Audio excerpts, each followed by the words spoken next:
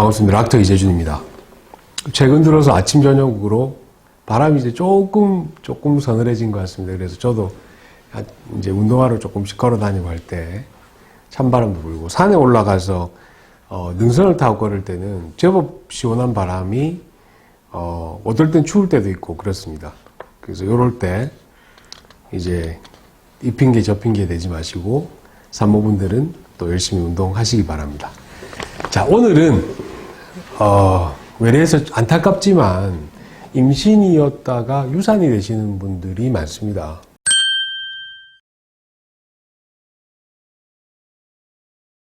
의외로 실질적으로 정자와 난자가 만나서 수정란이 되고 착상이 된 그 상태부터 쳐서 아기가 태어나는 정도의 비율은 어느 정도 될까를 조사를 해보면, 물론 보고자에 따라서 조금의 차이는 있지만 100개의 수정란이 자궁 안에 착상을 한 그 순간부터 아기가 나오는, 그 정상적인 아기가 출산이 되는 쪽으로 가는 비율은 18%에 불과하다는 보고가 있습니다.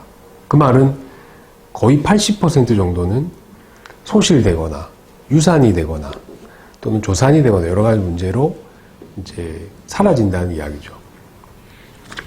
어쨌든 간에 임신 초기 때, 중기 때 여러 가지 문제로 아기를 놓치시는 경우가 있는데, 그럴 때 한 번쯤은 스스로 생각을 해보실 겁니다. 혹시 나의 자궁에 무슨 문제가 있나? 또는 우리 남편의 정자에 문제가 있나? 여러 가지 생각들을 많이 하실 건데, 산부인과에서 제일 간단하게 확인해 볼 수 있는 검사가 바로 오늘 제가 설명드릴 엔티카디오리핀 엔티바디에 대한 피검사입니다.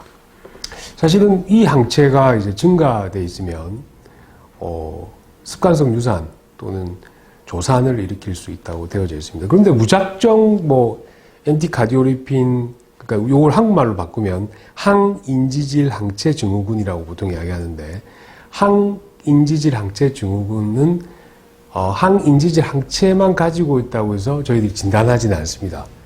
보통 인구에서 여성분들 다 검사를 해보면 작게는 1%에서 많게는 한 6% 정도까지 항인지질 항체를 가지고 있다. 양성이 있다. 그러니까 양성이 있다는 거는 뭔가 아기한테 안 좋을 수도 있다, 이런 의미로 생각하시면 됩니다. 그런데 그 정도로 많단 말이죠.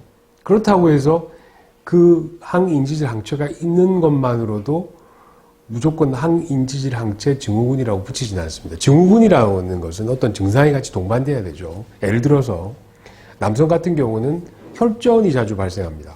그러니까 혈전이 발생하면 어떤 증상이 나타나면 혈관 속에 피떡이 생기면 뇌 쪽으로 올라가면 뇌졸중이 생기겠죠.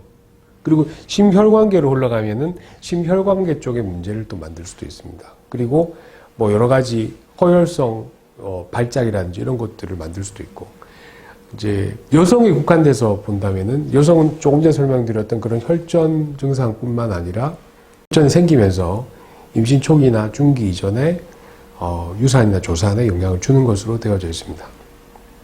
그러면 진단은 어떻게 하느냐?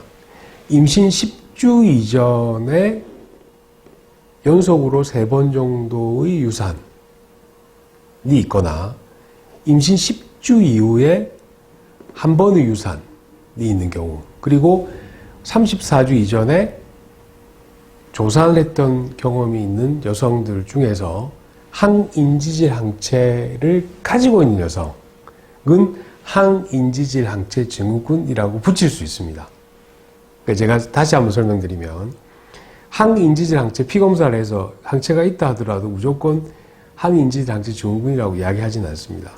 추가적인 플러스 돼야 될 부분이 10주 이전에 유산, 여러 번의 유산이나 10주 이후 유산, 그리고 34주 이전에 조산, 그리고 평상시에 혈전이 많이 발생해서 여러 가지 몸에 다른 나쁜 상황들을 만들었던 경험이 있으신 분들을 우리가 항인지질 항체 증후군이라고 이야기합니다. 그러면 특히 저는 산부인과니까 항인지질 항체 증후군이라고 의심이 가거나 또는 확진이 된 경우에는 어떻게 해야 되느냐?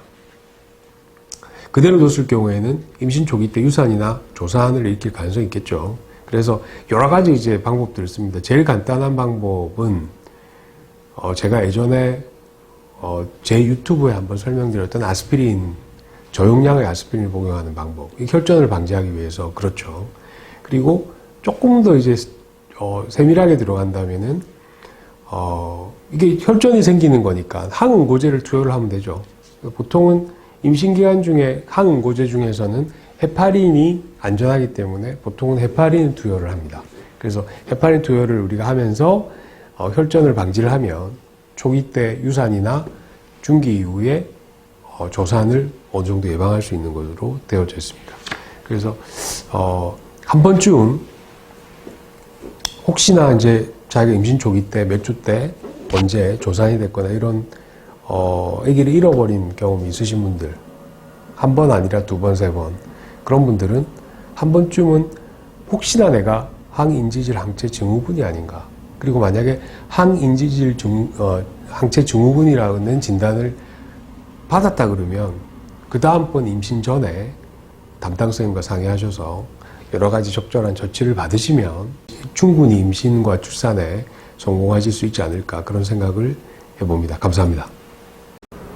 락터의 의학사전을 좋아해 주시는 많은 구독자 여러분들께 감사 말씀드립니다. 그리고 처음으로 락터의 의학사전에 들어오신 분들 좋아요, 구독을 구걸하지는 않겠습니다.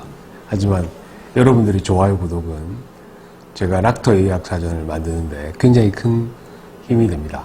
여러분들의 구독과 좋아요를 부탁드립니다. 고맙습니다.